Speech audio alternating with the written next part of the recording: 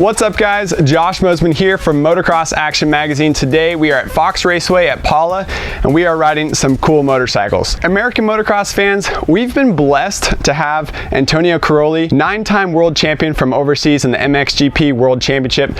We're blessed to have him come over here and race a few AMA Nationals. Today we are getting a second blessing where MXA Wrecking Crew, we are getting to ride Antonio Cairoli's factory Red Bull KTM 450SXF. This is the bike that he raced at the first 4 AMA Nationals of the season, and this is the same bike that he's going to race if he comes over here to race any more Nationals this summer and if he races the Red Bud Motocross of Nations. So very excited to ride this thing today and break it down for you guys all about this brand new KTM platform and what the Red Bull KTM team is doing to make it work for their top riders.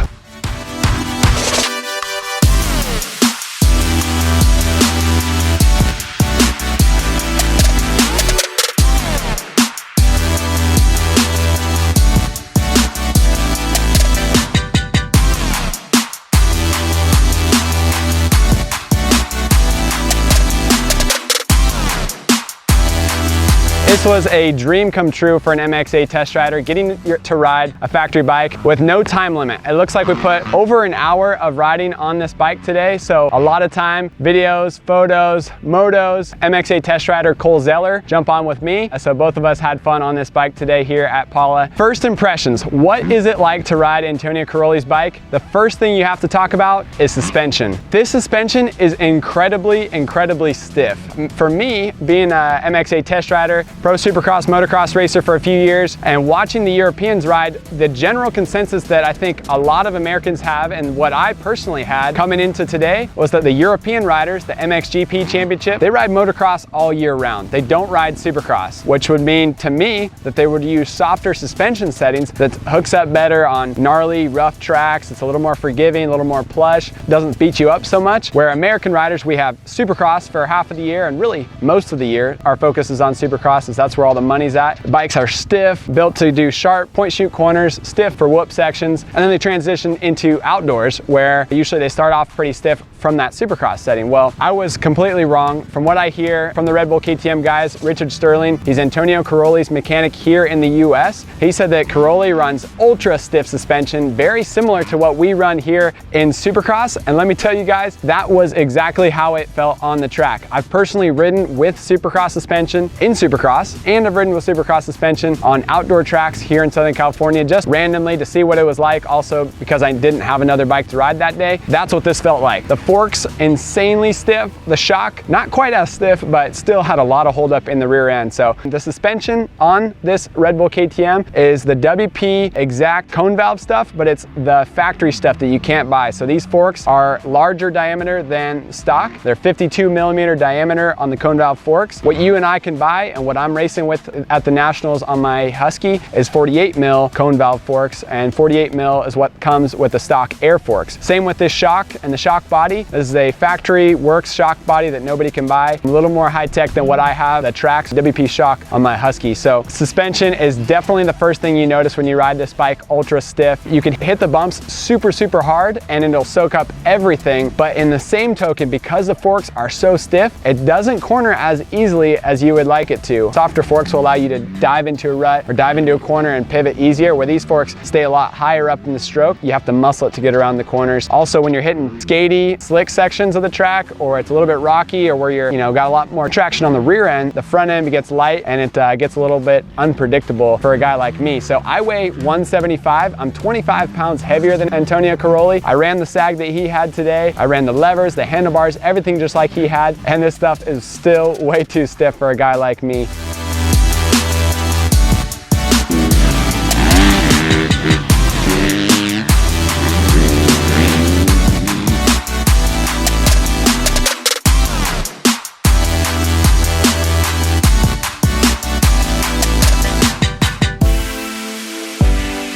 Next up, engine. Engine is ultra fast as well, but so smooth. There's no abrupt hits. There's nowhere where you're wheeling out of corners where you're really having to chop the throttle. The transmission is special. They've extended second and third gear to make it last a little bit longer for him. As for the sprocket ratio, it comes with 14 countershaft and a 51 tooth on the rear. And what that does is just allows you to run second and third gear ultra long. I felt like every gear I was in today would just continue to pull, but it still had the power to pull third gear even on the tightest corners we had here at Paula, which was really impressive. So stiff suspension, ultra fast engine that's smooth and easy to ride, and you don't have to shift a lot. You can just keep rolling it through the power band. As for the cockpit, his foot pegs are in the standard position. He's got some titanium 3D printed works foot pegs on this bike. He's also got a Chirby's frame guards, similar to what you can buy for your KTM factory edition, but these ones have a little extra grip on them. The Celadilla Vala, I don't know how you say it, seat cover, but it's the same brand that makes the seat covers for the factory edition models. That's super grippy. Foot peg to seat, standard, and then seat to handlebars. I was actually surprised he runs the Renthal 604 handlebars. They're quite a bit taller than what I personally would choose, and he's a shorter guy. He's shorter than me, lighter than me, but his suspension is stiffer than me, and his ballers are taller than mine as well. He runs his levers pretty flat, I would say. He runs Renthal half waffle soft grips. He also, which was interesting, something I noticed right away, the front brake is a little bit wider and a little bit thicker, the lever is, and that's off of an older model KTM 450, probably around the 05, 06 range when they had older style levers, so that's a little bit bigger. Other than that, titanium bolts littered all through this bike. Everywhere you look on this thing, it has been handcrafted, customized, and machined to be ultra perfect running, ultra durable. A lot of these parts you cannot buy, and that's what makes it so exciting to spend a day on it riding here at Paula.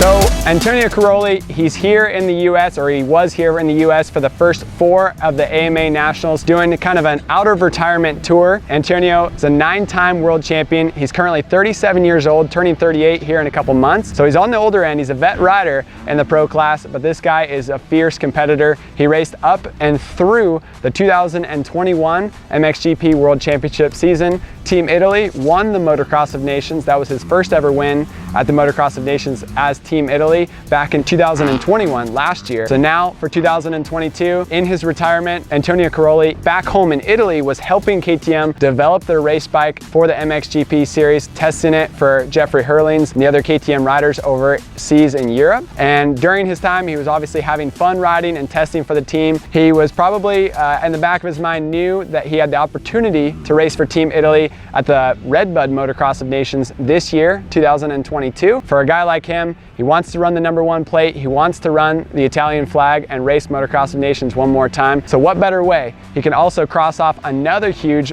point on his bucket list to come race in the US, ride some AMA Nationals, race against guys like Eli Tomac, Ken Roxon, Jason Anderson, Justin Barcia, and the best that we have here in the States. And that's exactly what he did. So Cairoli, it was a unique effort that he had. He said it many times in interviews that this was not a full prep effort for him to race the AMA Nationals. He wasn't in full training mode for a long time. This was more of a last minute decision, not full prep for him, but he came over here, originally committed to 2 rounds, extended it to 4 rounds. He got better at each one. He was 7th at Paula after crashing in one of the motos. He was 6th at Hangtown after getting some hole shots, and then he was 5th at Thunder Valley. That was his best result in the first 4 rounds. He went to High Point, but unfortunately had a little crash, twisted up his knee a little bit, and that ended his chances of continuing on throughout the series. We do believe that he's thinking about and nurturing his knee and recovering from that knee injury so that he could come back and race a couple more nationals to get ready for that Redbud Motocross of Nations. So we're excited to see him at Redbud later this year racing this bike.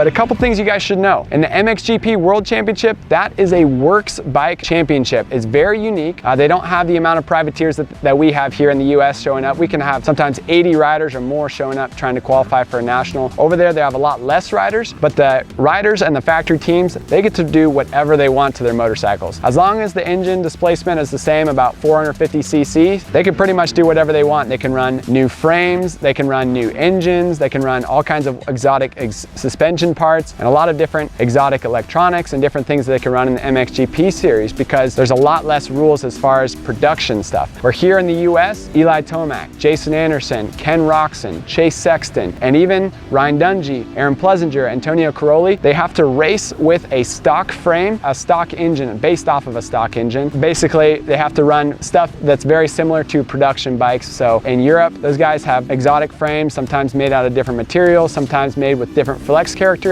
Sometimes their engines, they could be pre-production for 2024 and 2025 bikes. But here in the US, we have to race what the consumers can buy. And so that was an adjustment for Cairoli coming over here. A couple sponsors that Cairoli brought from Europe over to his US racing efforts. Red Bull KTM team, Dungey and Plessinger this summer, they're running Dunlop tires, where Antonio Cairoli, he runs Pirelli. He's running the mid-soft tire. That's what we got to test on today. He also runs the Pirelli scoop tire, the sand tire, a lot. He runs it more than most people. He raced with that at a lot of the first few rounds. I'm glad that Richard didn't have that tire on there for us today, because the track was pretty hard packed here at Paula. He brought over his own graphics. Scrub Graphics does the Red Bull KTM team over in Europe, where Decal Works does the Red Bull KTM team here. They also have a unique little tribute to MXGP 250 rider who passed away last year, Renee Hoffer. We got a little number 711 in the graphics as a tribute to him. Not a whole lot of other parts that transition over from his bike. One is that the Red Bull KTM team here in the US, they run DID chains, where Antonio Cairoli, he brought over Regina chains for his KTM 450 race bike. Also brought over some different wheels and stuff like that. So not a lot of changes that he was able to bring over. We're sure that Cairoli would want to bring a different frame and maybe even a different engine package over if he had his choice. But here in the US, you have to race production-based bikes, and that's what he got to race on the first 4 rounds of the series, and that's what he'll race on if he comes back to race any more AMA Nationals.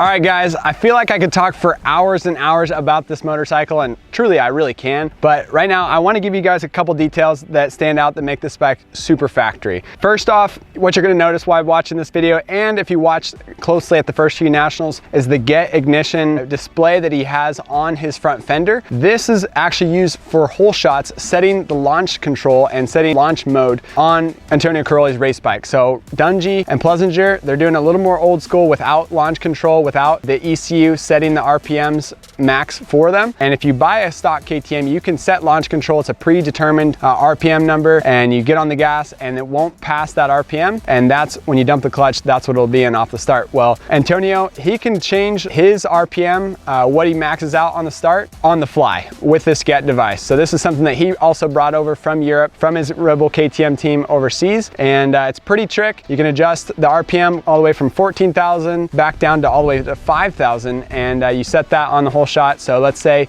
he does a practice start on a sight lap at 14,000, he gets a little wheel spin, he decides, hey, for the moto, I'm gonna set it to 10,000 RPM, and it's gonna be a lot better. So pretty advanced stuff, but that is a pretty cool feature and something that you can actually buy yourself, put on your motorcycle. You can get that from Get. He chooses to run the stock axles front and rear, where other riders, a lot of other riders will choose to run titanium axles. Titanium's a little bit stiffer, stronger, will give you a little more feel, where the stock axles will give you a little more flex front and rear. Other than that, he's running the vented airbox cover. He also has a full Henson clutch in this 450. That's pretty interesting. The radiators, those are also oversized, so these are 25 mil bigger. And instead of running the mini plastic radiator cover, radiator cap that comes on the stock 2023 bikes that I personally don't like, they run the traditional style radiator cap. It's a 2.0 cap, so a little bit bigger. He also has the twin air radiator screens on these radiators as well. They run the factory style triple clamps, at the stock 22mm offset. Titanium bolts are littered all throughout the bike. I was also surprised to note that these engine mounts are actually stock engine mounts that have been shined up to make them look a little more special. So the fuel tank that we were running today wasn't an oversized one, wasn't a fancy one. This is just a stock fuel tank that they run for practicing. Got the Brembo Works brakes, and those things are ultra exciting and ultra good for stopping in the corners. And foot pegs, 3D printed titanium foot pegs that come from the Red Bull KTM team. Pretty fancy stuff on this 450. He also has the Akrapovic exhaust system, header and muffler. Super quiet Akrapovic is, something that kind of caught me off guard. It's not very loud on the track. He also has Akrapovic chain guide and Akrapovic carbon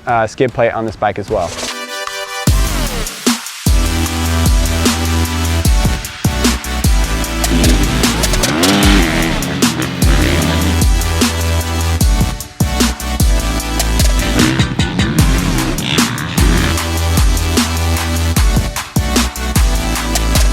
So it was a lot of fun riding this thing here at Fox Raceway. After riding all day on Cairoli's bike, the track was pretty slick and beat up, but I jumped on my 2023 Husqvarna FC 450, which is the lowered platform. It's stock front to back, but the only things it does have is it has the 48mm cone valve forks and the WP track shock. This is the bike that I'm actually racing this weekend at the Washougal National, and I rode Cairoli's bike today. It's Monday before the Washougal National. I rode my bike after his. Mine felt super soft. So might be turning in the clickers this weekend at Washougal, but either way, a lot of fun riding the 9-time world champions KTM 450. Thanks to Richard Sterling for prepping this motorcycle for us and allowing us to have a lot of fun on it today. Thanks to Motocross Action for giving me the opportunity to ride cool things like this. And thank you to our viewers on YouTube and on our website, motocrossactionmag.com, for supporting our channel, supporting our videos, and giving us a reason to continue riding cool motorcycles and tell you guys what they're all about. So stay tuned for a future issue of Motocross Action Magazine, where I'll have a full article talking more in depth. I'm going to drill Richard some more questions and try to give you guys more of an inside scoop of what this bike is all about. Otherwise, we'll look forward to seeing Cairoli on this thing soon. Hopefully at a few nationals. I'm assuming we'll definitely see him at the Redbud Motocross of Nations. Looking forward to that.